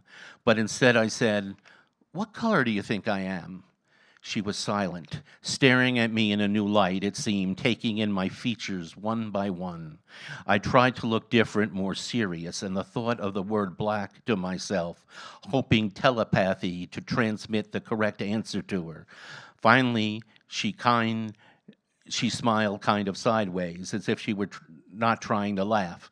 Nora said you were Jewish. I saw you wearing that star thing they all have to wear. Yeah, Jewish. She repeated the words, and they felt heavy, like drumbeat in my ears. Almost done. Why do you ask? I looked away. I'm not really Jewish. It's a lie, I said slowly, hoping to gather some kind of courage as I spoke. She laughed. What do you mean? I paused. My mother's words tickled my ears. Trust nobody. You are Jesse Goldman. Everyone is suspect. I mean, I said, feeling a sinking weight of resignation in my chest, I'm not Jewish. My mom's not Jewish. She has to be Jewish for me to be Jewish, really, and she's not. As I said it, I wondered for the first time if the same was true with blackness. Did you have to be black? Did you have to have a black mother to really be black? There had been no black women involved in my conception. Coles either, that's her sister. Maybe that made us frauds. Samantha looked bored now, like she wanted to get back to the party. She said, well, do you want to start back? We walked, our feet crunching in unison as we made our way towards the loud burst of adolescent fever and debauchery. It had begun to drizzle softly like a veil brushing my skin. I could hear the moisture touching the leaves of the forest. It made a mild hissing sound. Samantha held her hands over her hair so it wouldn't get wet. Just as we reached the lawn before her house, I pulled her to a stop. One more question. She looked impatient now. She didn't want to be popular this badly. What? What color are you? There was a prolonged silence. Then she smiled sideways by the way she had in the woods. She said so softly that I wasn't sure I heard her right. I'm black like you. Her face glowed wetly and her makeup seemed to run in little rivulets of paint down her skin. Her curls had tightened up from the moisture, making her appear shorter than it was. So, are you coming inside or what?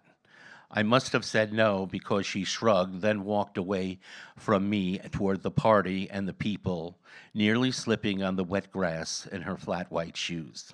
Thank you.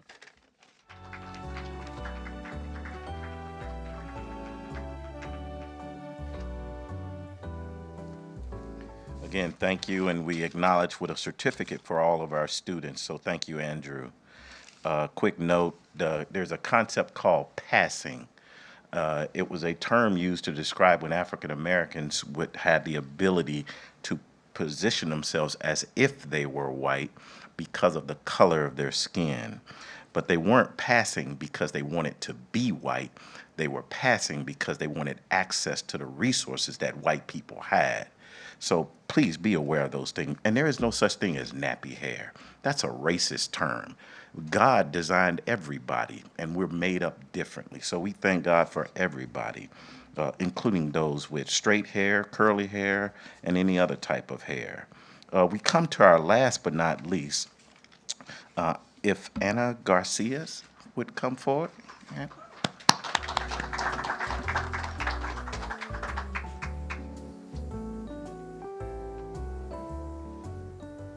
Hello, everybody.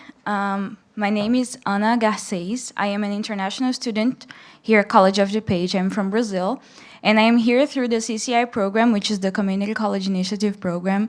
As part of this program, we have a class that's called the Cultural Society and Institutions of the U.S., the CSI class. And then one of our last class, we had a class about the Birmingham movement that happened. And I became interested in the civil rights movement, so that's why I chose the passage of the civil rights movement in the 400 Souls book, wrote by Charles E. Cobb Jr. A critically important aspect of the freedom struggle that intensified in the 1960s was the convergence of young people with people the ages of their parents and grandparents who were willing to share their networks and experiences.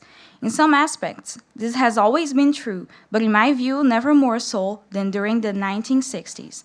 How did this happen? And why was it important? On February 1st, 1960, four 18-year-old students attending North Carolina Agricultural and Technical College, now University in Greensboro, walked into an F.W. Woolworth department store. After purchasing a few school items, they sat down at the lunch counter and tried to order soft drinks and donuts. They were denied service, but they refused to leave. They remained seated at the counter until the store closed. The next day, more students returned to sit-in, and within 2 months, sit-ins involving thousands were unfolding in some 30 southern cities, largely emanating from historically black colleges and universities.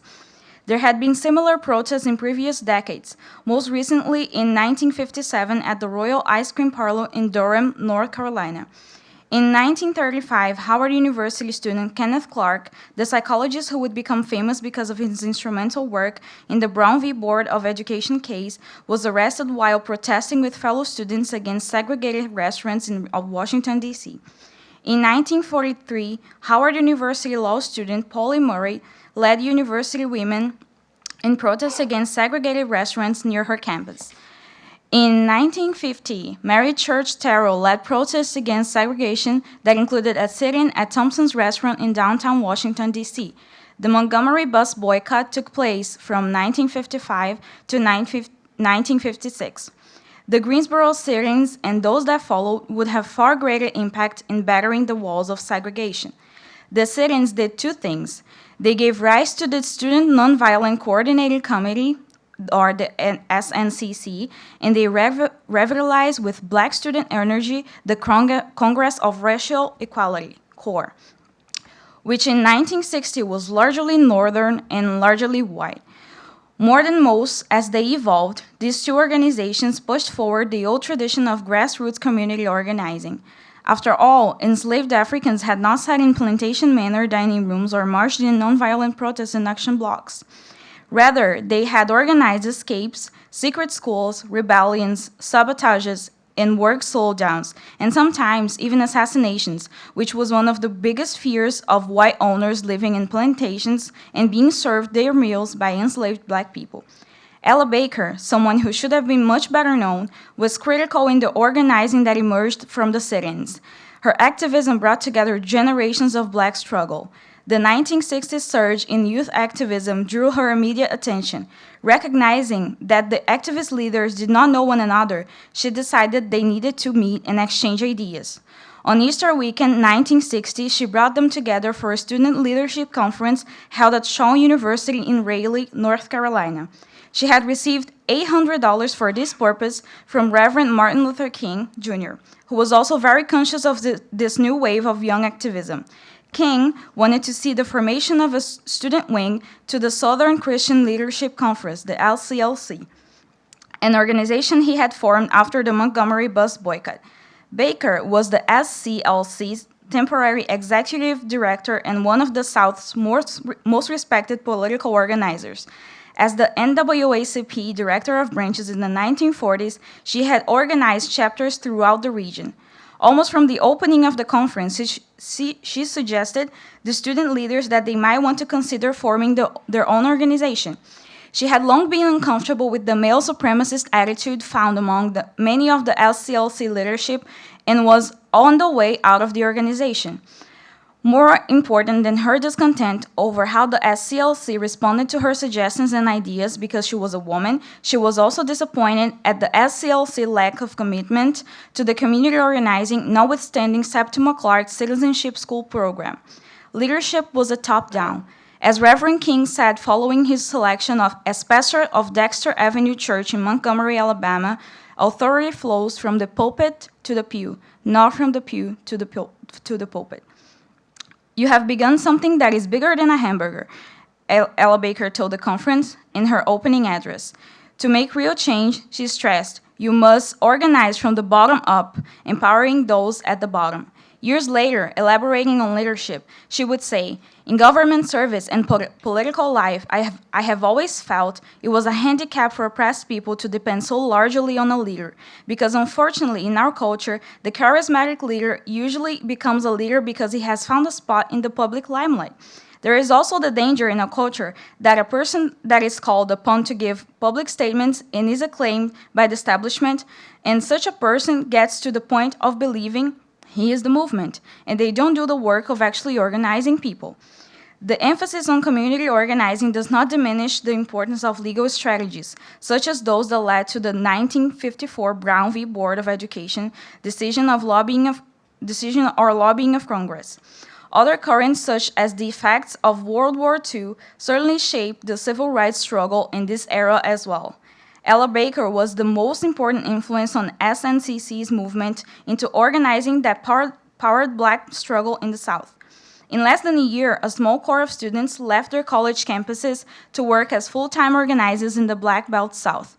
In many instances, they traveled in the network Baker has built as the NAACP director of branches.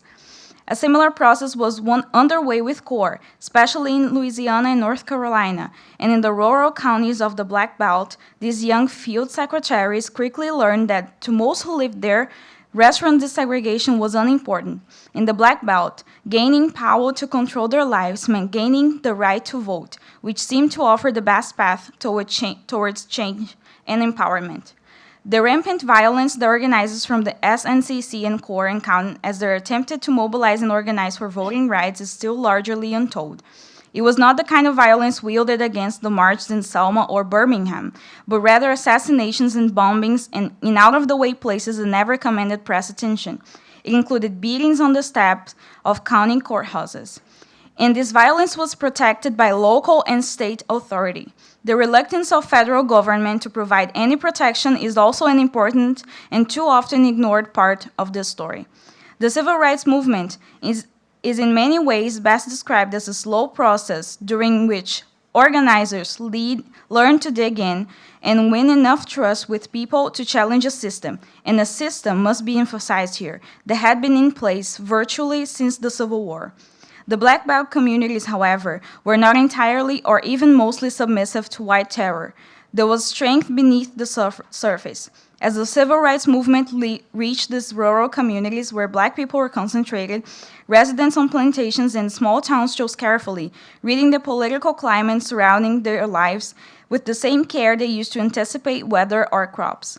Not until the passage of 1965 Voting Rights Act did black people in significant numbers begin to show up at county courthouses to register to vote.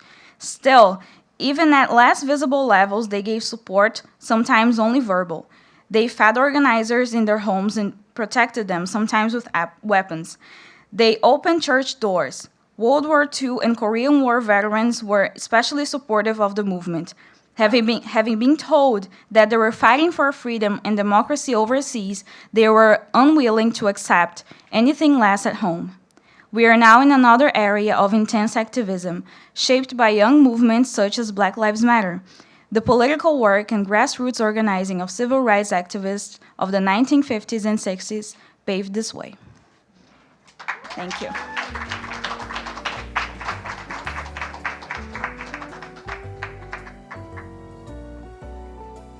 Again, another powerful reading. Thank you, Anna. And the organization that she described is SNCC, which was an organization of young people, actually.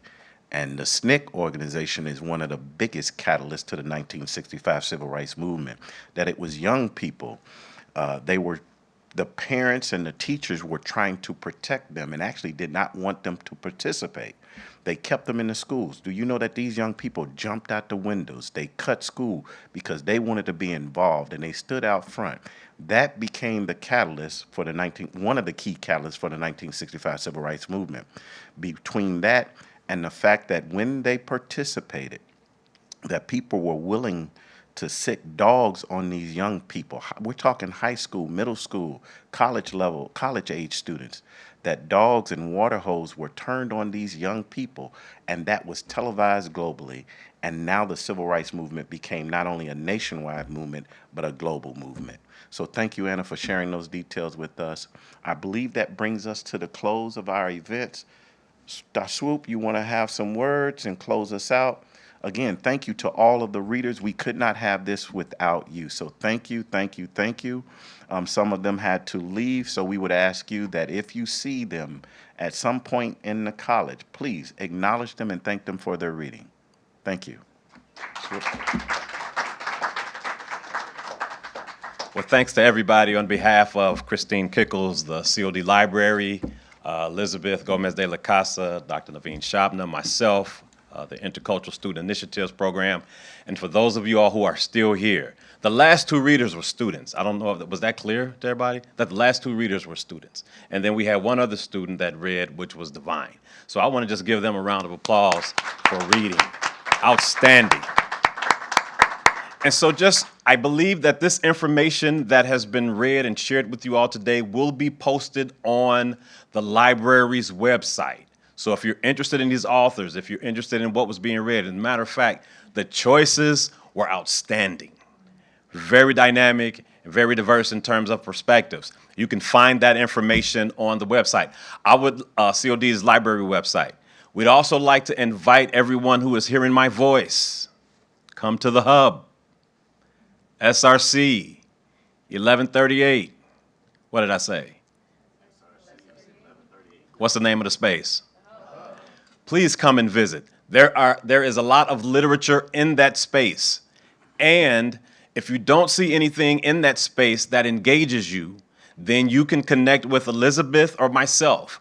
And let's make sure that we collectively make sure that that space is a space that represents everybody, all people. All means all, and that's all means. So thank you for your time together.